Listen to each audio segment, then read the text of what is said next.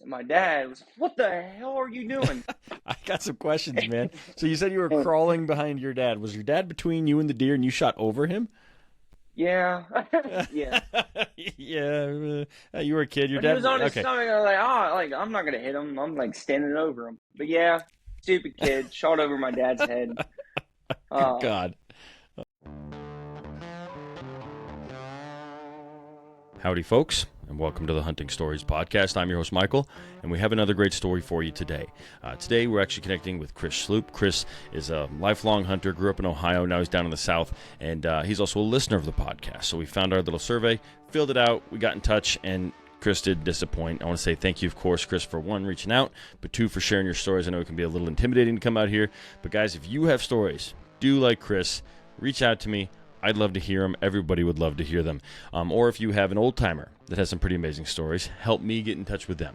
But that's it, guys. Make sure you like, you follow, you subscribe, all of those miscellaneous things. But let's go ahead and kick this thing off now and let Chris tell you some of his stories. Thank you. All right, Chris. Welcome to the Hunting Stories podcast, brother. How are you? I'm doing all right. Thanks for having me. Oh, I'm happy you're here. You found me a way I didn't even know people could find me, which is super interesting. Apparently, on my Facebook page, I have a WhatsApp link, and so I got a message from you, and I was like, "What is this scammer?" Like, I did not think you were a real human, but I'm glad you are because you want to tell me some hunting stories, and that's my favorite Yeah, thing in the world, man. So thank you, one, for finding me there, two, for being brave enough to reach out and be willing to share some stories with us, man. absolutely. Yeah, why don't we do this? Why don't you introduce yourself so the folks know who they're hearing stories from today? All right. My name's Christopher Schluep from Ohio. Currently in the Coast Guard, work on helicopters, and I've been hunting on and off since I was 11. But yeah, like I've mentioned to you in the WhatsApp, uh, listening to this podcast really got me back into it. That's awesome, man. That's awesome. So, where are you originally from? Are you originally from Ohio and stationed there? No, so I'm originally from Ohio. Started Coast Guard in 2020. Okay. Was stationed in Boston. Now I'm down south. Gotcha. Okay. Yeah. Very cool. Who got you into hunting? I assume family. Family did it, and so you ended up just doing it, especially starting at 11? Actually, no, my dad was never really into it. When I was a kid, he would take me, but we'd more just go nap in the woods and then come back, and eat some lunch and get warm. But Yeah. my uncle, he did it a good bit, and so Okay. once I started doing it more and more, he started taking me. Very cool, Chris. Very cool. All right, man. Well, you know why we're here. Let's hear some hunting stories. Why don't you set the stage on the first one? I know you got a handful for us. All right. Like I said, I'd go out with my uncle a good bit, but my dad would take me from time to time. And first one that comes to mind is well, I was never really successful with the whitetail.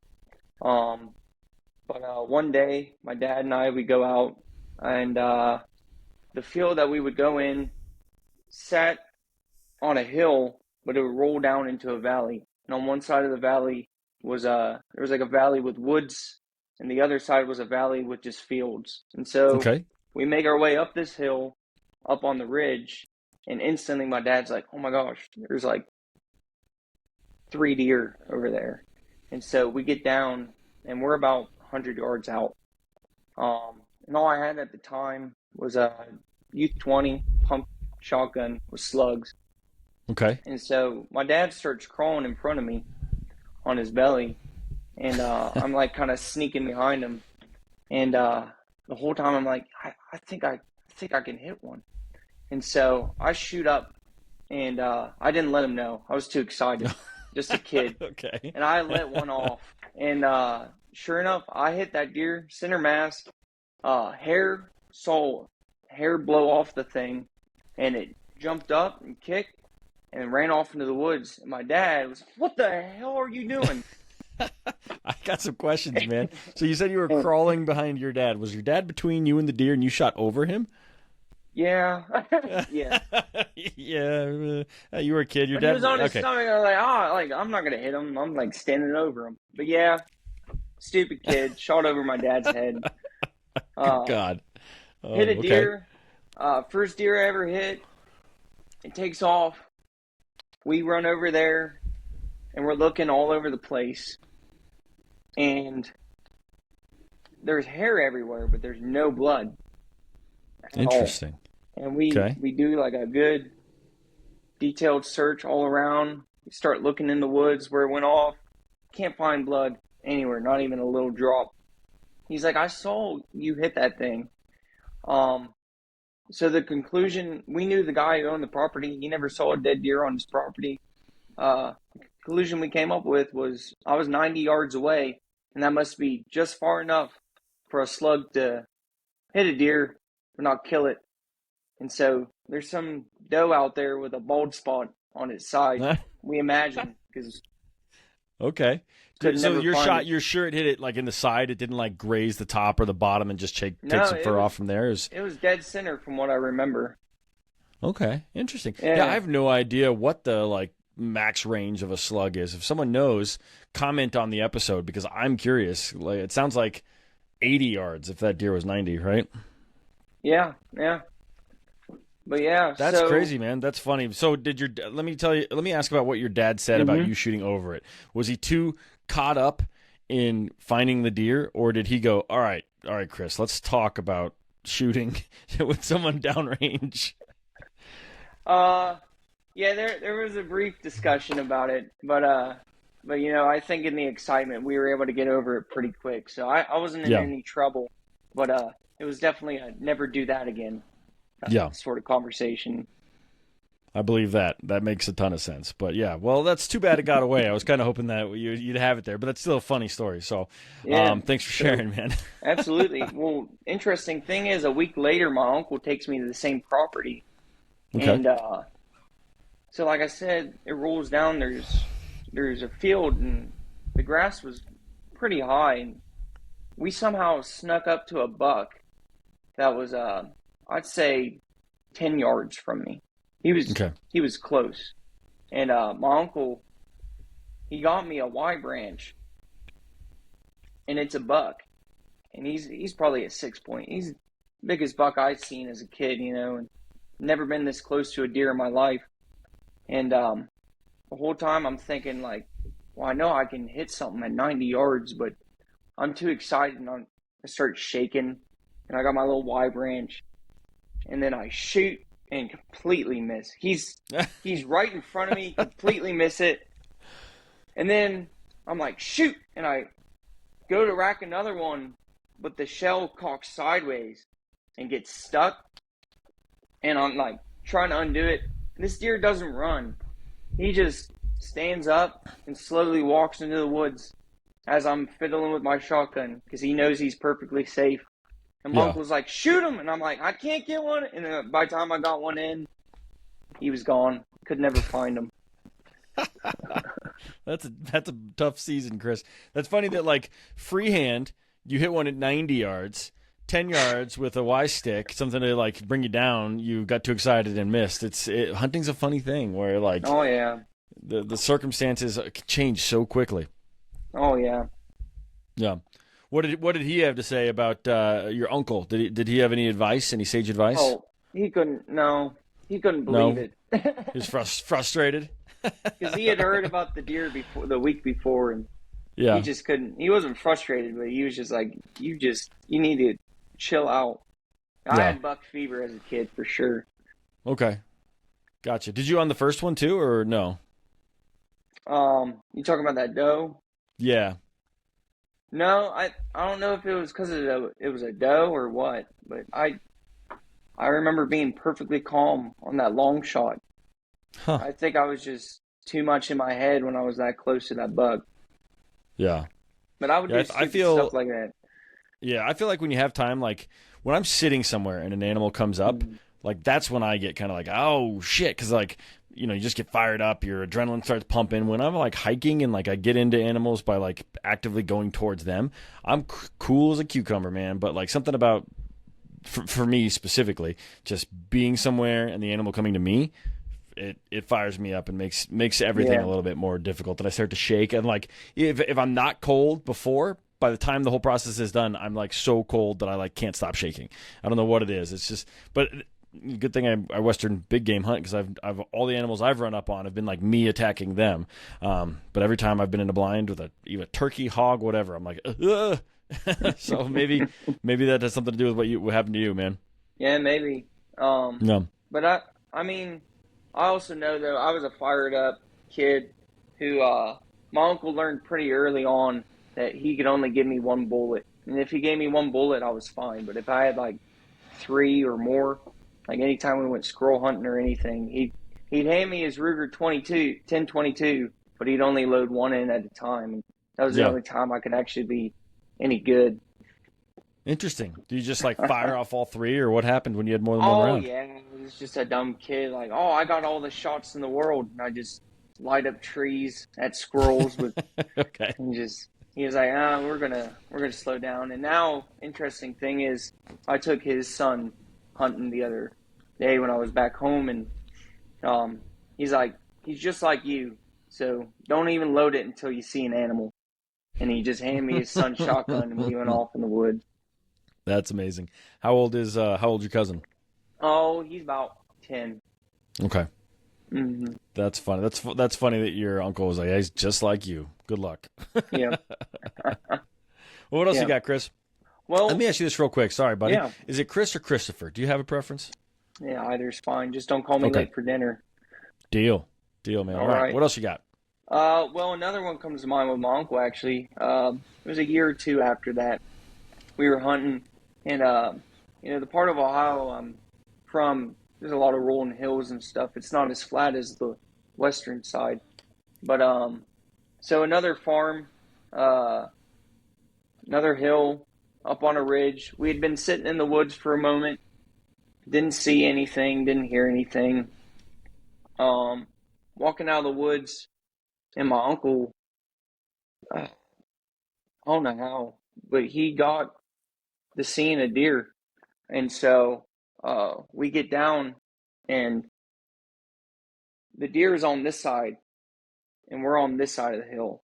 Okay. So kind of same thing. We kind of like crawl up. Well, we get to just at the cusp of the ridge, and he's like, "There's a big buck over there, and he's coming towards us." Like he's kind of whispering and stuff to me, and he's like, "Just letting you know, like it's coming."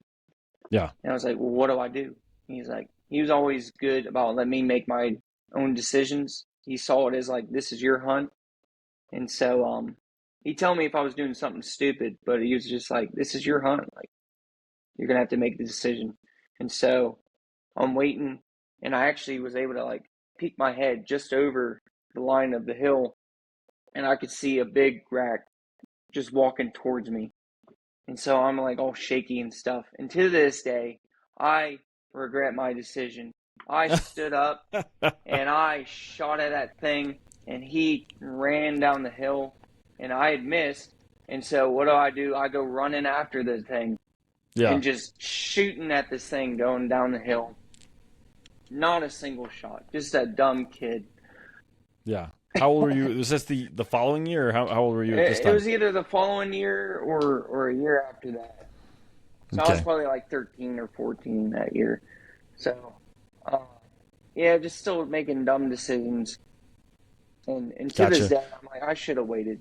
I know I should have waited. What so you're with your uncle after it all went down, and he was like, damn it, Chris. Well, what did he say? Did he say something like, how would you have done that different? Or like, did he give you any advice or any feedback on the whole process? He was basically like, should have waited, huh? Yeah. He keeps it simple. Okay. It was simple as that. Should have waited. Yeah. So, yeah. But I tell you what, he took me, I think I was 16 or 17. I finally got my first deer. So I'd been hunting for a while. And there had been other opportunities like that, but it was just making mistake after mistake. And then just, the way I see it is I was just kind of building up experience the hard way. And so best lessons are self-taught, right? Right. And so we used to every now and then we would drive deer. We'd break up into a group of guys, and like two would kind of go and and kind of pick a spot. The other ones would kind of just comb through the woods and see if they can kick anything up, because some of them like to bed pretty deep. And Yeah. that first deer I got,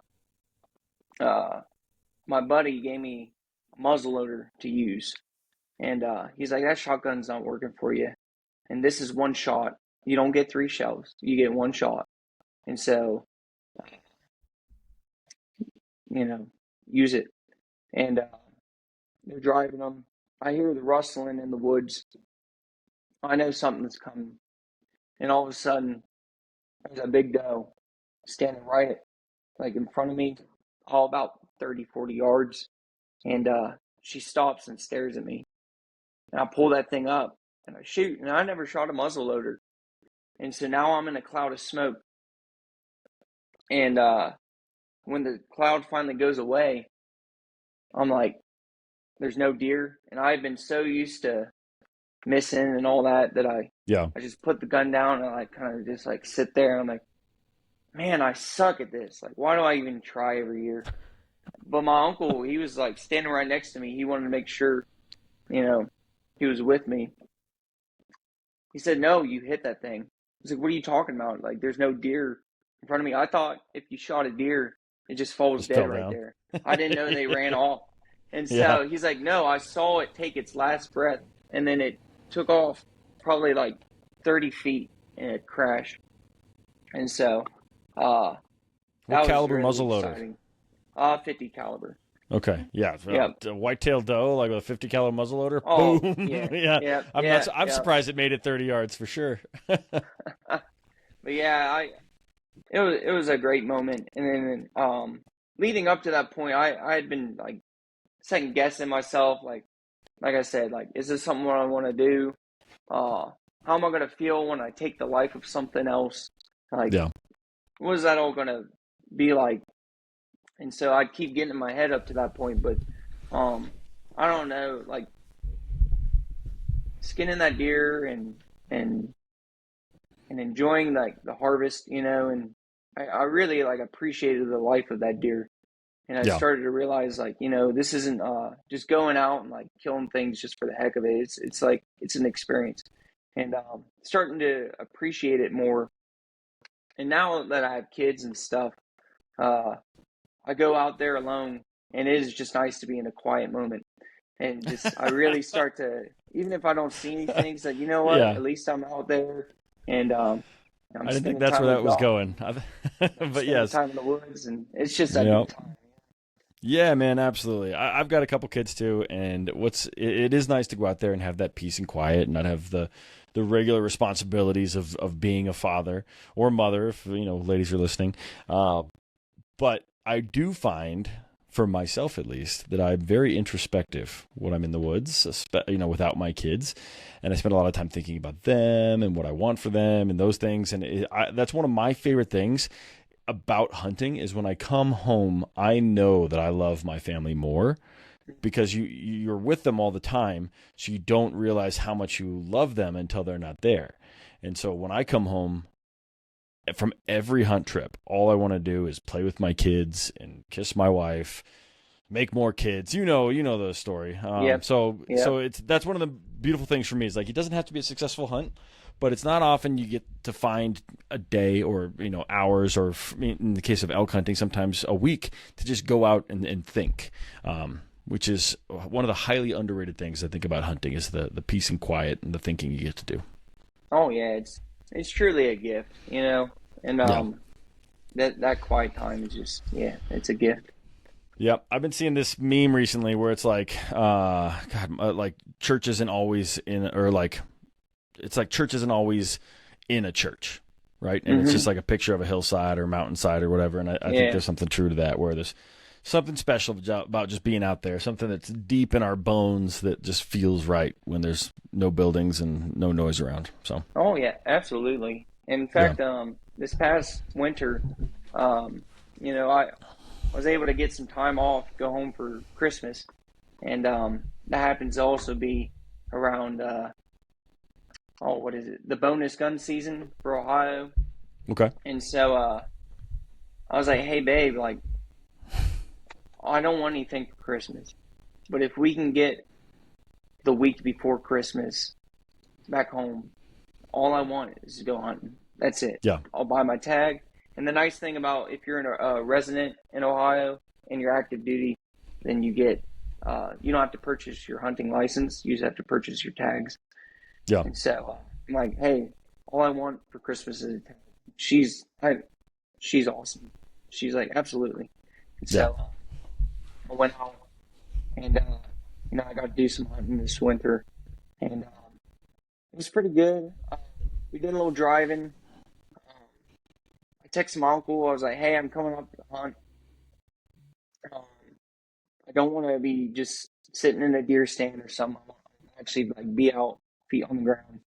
And we did some driving, but I learned, my uncle is he's a good hunter. He's a successful hunter, but he doesn't know absolutely everything like I thought when I was a kid. Hopefully he listens to this and he goes, damn it, Chris. But no, that's true. It's true. So when I started hunting, I was with my brother-in-law and his buddy and my father-in-law, and like I thought they knew everything, man, absolutely everything. And I was 30. I wasn't even a naive kid. I was just a newbie. But when I moved to Colorado, started researching because we were all going to pivot our hunt from Washington to Colorado, I realized we didn't know nothing. In fact, like they didn't even walk around with a wind checker. Like you have to have a wind checker if you're elk hunting. And not once did anyone ever have a little puff of smoke to see which direction the wind's going. I mean, we hardly ever saw any animals, but either way, we were just way off base. So it's funny how as you progress in your skill set, you learn that the people that were teaching you were doing their best, but they don't know everything. Oh yeah, and like that was one of the things. I remember, as I got older and stuff, I started getting to hunting. I was watching I was like, it's been a while since I've done that. I was kind of like watching videos and stuff, like trying to learn. Okay, here's all the things I know I did wrong in the past. Like, what can I get right? One of the things the old timers said on a video was, if you get out of your truck and the wind's on your back, and you plan on like going into the woods with the wind on your back, like don't even bother. You're not gonna see anything. And Yep. and we got out the side by side, and there's wind on my back. I'm like, hey, like I don't think we're gonna see any deer this way. Like, should we push them towards them? He's like, oh, it doesn't matter when you're driving deer. I was like, I think it absolutely matters. And sure enough, like I saw one.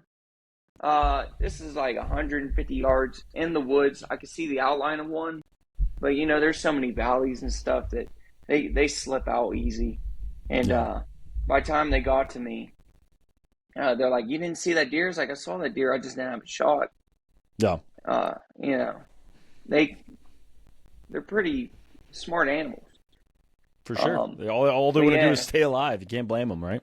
Yeah, but so that whole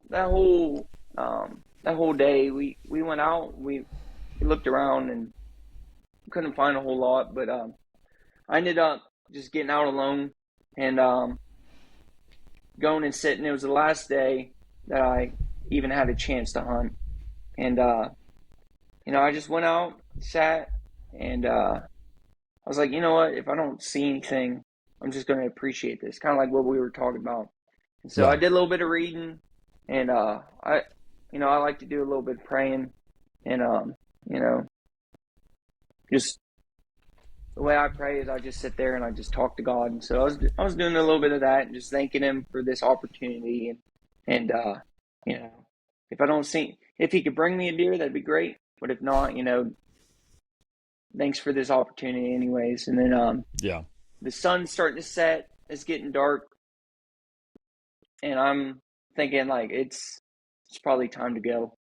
And right when I was about to get up and go, I see something break the tree line. And I think it's a doe, like a big body doe. And instantly, like you were saying, my heart just starts pounding. And, I now have, for Ohio, you can only shoot straight ball cartridge.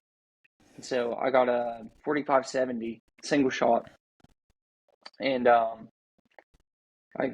cock the hammer back, and I'm just like taking breaths, and I'm just reminding myself, like, don't rush it, slow trigger pull. Yeah. You've done this before. You could do it again. Feed your family. And I aim at the thing. His head was a tree or something. So pull the trigger, and it shoots his head up, and it starts to walk away slowly. I'm like, did I miss? Like, even to this day, I know what Yeah. deer do, and even then, I'm like, did I miss? And it takes 5 steps and just falls. And I get up to the thing, and it was actually a big spike. Oh. Yeah, it was weird. And the funny thing is, I was like, my uncle was boiling skulls. I was like, I know it's weird, but I kind of think this would make a cool Euro mount. And he boiled it, and when he gave it back to me, he's like, it looks like a goat, like a big goat skull or something. Yeah. But I was surprised. He even came up to me. He's like, that's bigger, because I had shot a spike before, and it. When I was a kid and I shot a spike, I brought it home. My dad said, "What do you shoot the neighbor's dog?" Like, it was a tiny little thing. I was a scrawny kid. I had a thing over my shoulder, but no, this was a decent sized deer. And I call him up. I text him because he was actually hunting with his son. Okay. And so he was far enough away he didn't hear the shot. So I was just texting him, "Hey, I got one. Whenever you're able, can you come help me like haul this thing back home?" He had to side by side. And I'd actually packed. I like to smoke pipe tobacco, so Okay. I packed that in my breast pocket in case I got some. And like shaking because I'm cold, but also I'm excited. So I'm Yeah. just like smoking my pipe, just shaking. He shows up. He's like, "What the hell are you doing?" Yeah. And yeah. But it was good. It was good. It was just good to be out. That's awesome. That's awesome, man. I have a funny story. You mentioned Yeah. smoking out of a pipe. I've only done that once. It was on my bachelor party. We're on, I want to say it was Lake Washington, in Washington, and my buddy's got me a corncob pipe, and I'm sitting there with, I think I even have a top hat, right? So like I look like a complete idiot. But we're cruising along on this boat, and we're hauling pretty quick because we got a place to be. I don't remember why specifically, but what I remember about that pipe, and this is not hunting related at all, but the airflow of the boat moving made that corncob pipe a little ball of lava, and it caught fire, the whole damn thing, because there was so much air, so much oxygen going into the pipe that it just like started glowing, and then all of a sudden, and like caught on fire, almost caught my hat on fire. I was like, holy Oh my goodness. Yeah, so don't smoke a corncob pipe in a strong wind is the lesson of today's episodes. Yeah. All right. So unrelated, but you made me think of that. And I hadn't thought of that in years. It's been, I've been married for 11 years, so it's been a long time. But yeah, man, that's a wonderful story. I love it. And I like your uncle. I think he's a pretty, he sounds like he's a very dry, mild sense of humor, but he sounds like he's a fun guy to hang out with. Absolutely. He is one of the calmest people I know. Yeah. And so I believe it. And that's something that everyone in the family, like, he's just so calm and Yeah. nobody, doesn't get worked up about anything. But yeah, love him. Yeah. He's a great guy. Good trait for a hunter too. But yeah, what else you got, Chris? Keep going. Keep them coming, man. This is fun. So this was this past winter that happened. Okay. The winter before, I found out that rabbit season is in around that time as well. Okay. So I texted my uncle because he had a buddy who had rabbit dogs. I was like, "Hey, like, I'm coming home. I just bought a new shotgun. Can we go rabbit hunting?" And he sets it up. We go out, and I don't know if you ever hunted with dogs. It is one of the funnest things that I've ever done. I've heard that. I've got some It's open so invites much that I fun. need to take up on because it sounds so great. You gotta Yeah. do it. I got a coon story after this, but yeah, I don't know what it is, man. You don't have to be as quiet. You're out there, you're a little quiet, but you're able to just like chat with your buddies, and then just like dogs just start going, and you just get all like flustered and You excited. start running. Everybody's running. That's what I imagine. You run, or they'll bring them to you. It's just a good time. And Yeah. so we're out there. We're on his property. He's got a lot of thick brush, and we're rabbit hunting. And the dogs are going crazy. They're bringing rabbits towards us. But I'm trying to be mindful because my cousin's there, and his cousin, who's 7. No, he's 6. And this 6-year-old is I remember in an episode, a couple episodes back, you were talking about Coulter Wall, how he looks young, but he's like an old soul. No. Yeah. This 6-year-old is a 70-year-old man. I'm surprised he didn't have like a can of Copenhagen. Yeah. And I kid you not, we're riding a little rabbit trail of my own. We're riding in the back of the truck, and he looks over to my cousin Judd. He's like, Judd, hand me over my hot cocoa, will you?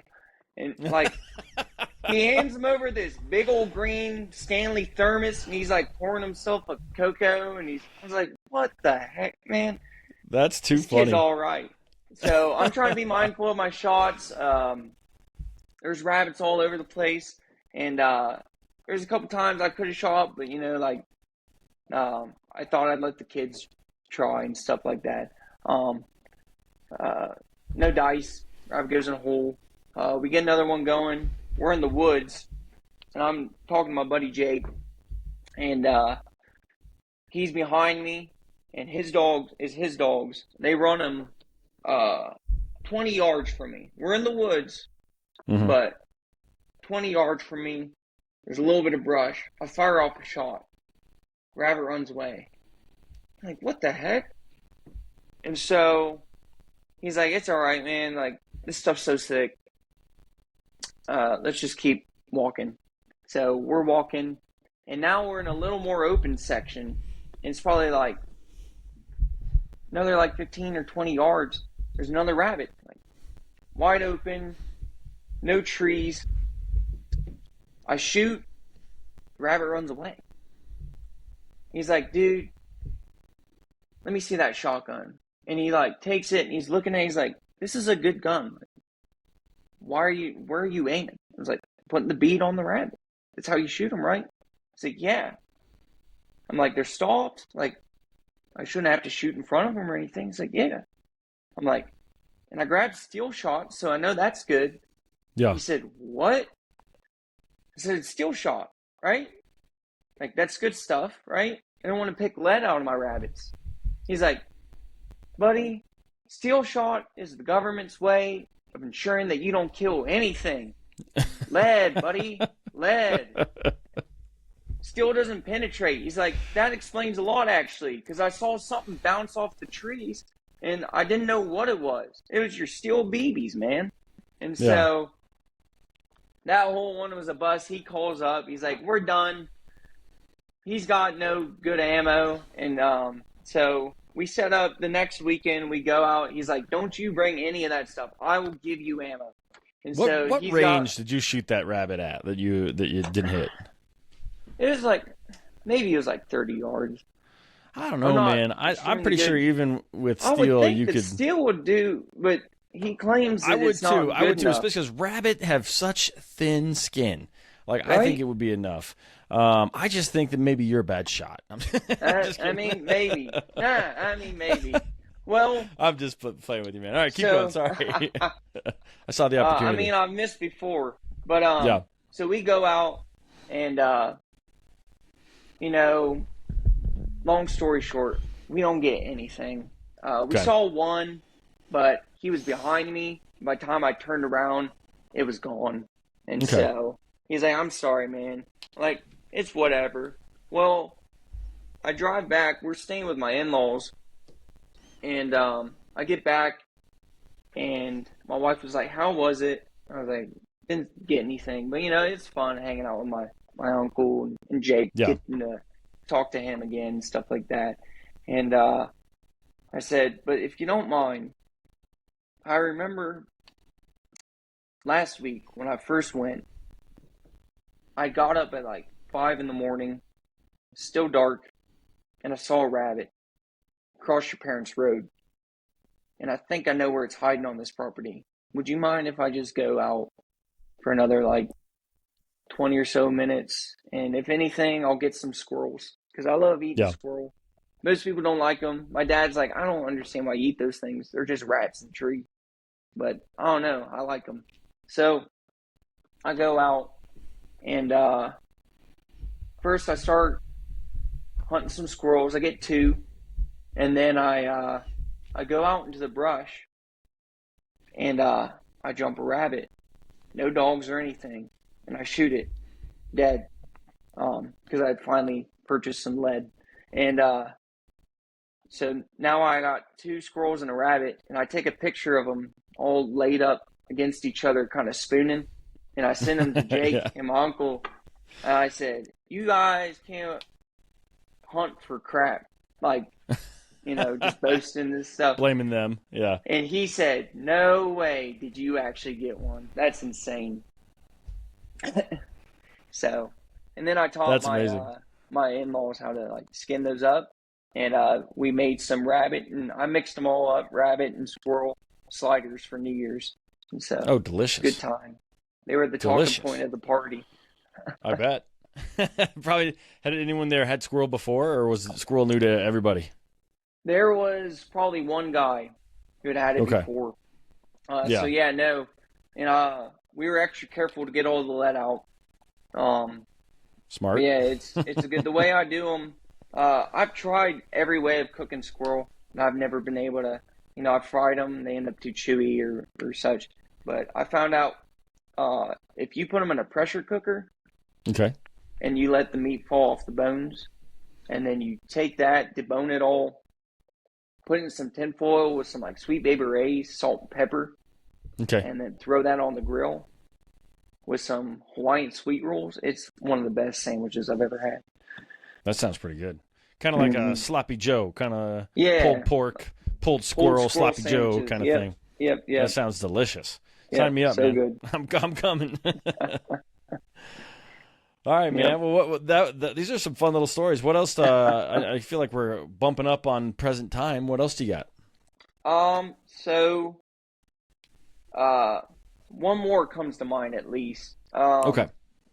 And it was when I went coon hunting for the first time. It was really the only time. And I got to reach out and see if I can get him to take me again. But same story. As far as dogs, it's just a fun time. Yeah. But we go out and they let the dog loose, and we're just kind of like walking around. And I'm like, "So do we follow the dog or what?" And he's like, "No, it'll holler, and then I got a tracker on its collar, and we'll know when it trees something." And sure enough, 20 minutes later, dog starts howling. We walk a good bit, not quite a mile, but we walk a good bit, and Okay. finally get up to this big old sycamore tree. And he shines spotlight up in the tree. There's two little beady eyes staring down at us. And so he gives me the 22. And this is back, I was probably like 18. I shoot the thing, and it wasn't a great shot. I hit him across the stomach, like kind of across the chest. And the Okay. thing, I promise you, spins around the tree and starts climbing up. And there's a blood trail up the tree. He said, "Shoot it again. He's not going to fall out. They're tough." And so I shoot this thing in the head. I promise you, in the head, falls out of the tree, hits the ground. I'm like, "Well, cool, we're done." The dog goes over and sniffs the raccoon, and it gets up and starts fighting the dog. No way. And on its back leg is just fighting this dog. And he's like, give me the 22. And he shoots it again, and the thing died. But those things are nasty. Yeah. They're tough little creatures. And I've gotten into trapping and stuff, and I've done a little trapping down here for some friends of mine, mostly just people that a buddy of mine had some koi, and they had a freeze down here, and big old fat raccoon was eating his koi, so I trapped it for him, stuff like that. But I do not. I make sure they're dead, and Yeah. I shot that one in the head, and I waited like 3 minutes, and I poked it with a stick a couple times. So like, I'm not going to take it out of the trap until I know it's dead for sure, because I Yeah. saw this thing get hit in the head and fight a dog. Dude, raccoons are crazy, man. First off, they're always eyes are always on you when you're out there in the middle of the Oh, night. absolutely. But man, my buddy Jason, him and I went elk scouting, and he showed me a video, and it's like a police officer and a rabid raccoon, and the police officer shoots it, and the raccoon's just flipping around like crazy. So she shoots it again. The video's been taken down because it is pretty violent, but Yeah. this lady just keeps walking up to the raccoon, and it keeps going crazy, and she keeps just unleashing on it. Probably put like 7 rounds into that thing, and it just kept coming. And you can hear the commentary, and they're like, "What's wrong with it? Is it a zombie?" Like, people didn't understand how this thing could keep kicking after she put round after round after round in it. I'd say I'd share the video to my socials, but it actually got removed from wherever we found it. So maybe somebody else can find it and send it to me. But man, raccoons are nasty little critters Oh, that absolutely. can raise some hell, man. Oh, I don't mess with them. I don't mess with Yeah. them, and then I don't think I'll ever mess with a mink.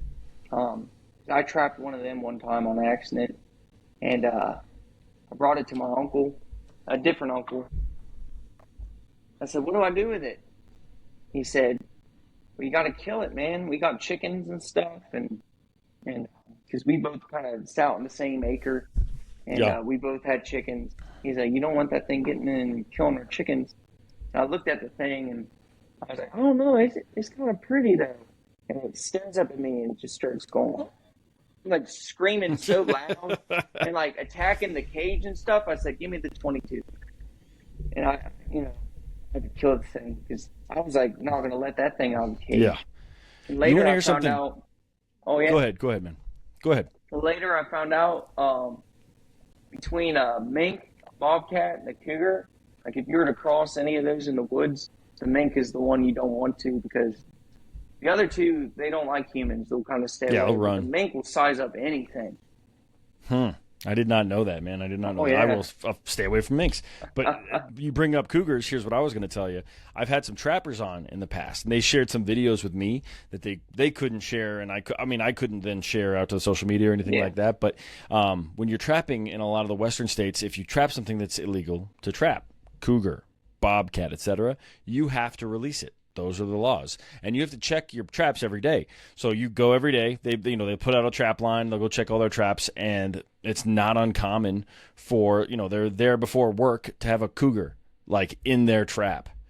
And so you got to, and these things are, I will say the cougars are exhausted because they've been fighting this trap for hours and hours by the time you find them. But I've seen some pretty crazy videos of guys having to get cougars out of a claw trap. Not even like a cage trap where they can like open the door and it runs out. It's a claw trap that they got to like pry this thing open on this cat's foot. And Oh, the cat is not having it, man. So, No, yeah, it's crazy stuff. that's crazy. Yeah. Well, Chris, man, this was fun. Do you Yeah. you got any more, or are we wrapping it here? If you don't have any off the top of your head, that's all right. Anymore. Just No, keep getting into the woods. I know you said that you've been Yeah. kind of reinvigorated with hunting. Get out there some more, man. Have some more fun. Get some more of that quiet time, and come back again, man, with some more stories. Yeah, absolutely. I'm trying down here, buddy. The thing I've learned about the South is some people offer some things, but it's more of just to be polite, not an actual genuine offer. Because I've been offered a couple times, but I know this Yeah. guy a little better. He said he'd take me out pig hunting, so we'll see. That'd be fun, man. It's like Yeah. what do they say about people in the South when they say "bless your heart"? That's Yeah. not what they're saying, right? That's No. not what they're saying. Well, Chris, bless your heart, brother. I'm not from the South, so I mean it. But you want to share any socials, or do you want to walk off into the sunset? Your call. Sure. The only one, I'm not really a big social media guy. I do have That's Facebook fine. Messenger, and I'm only sharing that because hopefully next year I'll get orders to Alaska. Not sure yet, but if I do, if anyone wants to reach out and take me under their wing, I would love to do some big game hunting out there. Yeah, man. Yeah, cool. Well, what is it? Just your name? I'm assuming. Chris Yeah, Schluep? Chris Schluep. That's it. Okay. Perfect, man. All right, Chris. Well, thanks so much for coming on, man, sharing your podcast, or excuse me, sharing your stories on the podcast. And of course, for listening. I appreciate that as well. And then for being brave, man. I think there's a lot of people out there with some great stories that are intimidated by just reaching out and then coming on and recording some stories. So I appreciate the fact that you took that step and got in touch with me, man. I do. Yeah, thank you. All right, brother. Well, have a great day, and thanks again. All right, folks, that's it. Another couple stories in the books. I want to thank Chris again for coming on the podcast, taking his time to reach out in the first place, and remind you listeners, if you have a great story to tell, we would love to hear it. Beyond that, guys, check us out on YouTube. We recently started publishing some of the actual videos on there, and I'll try and keep up with that. It triples the amount of work, but let's see what we can do.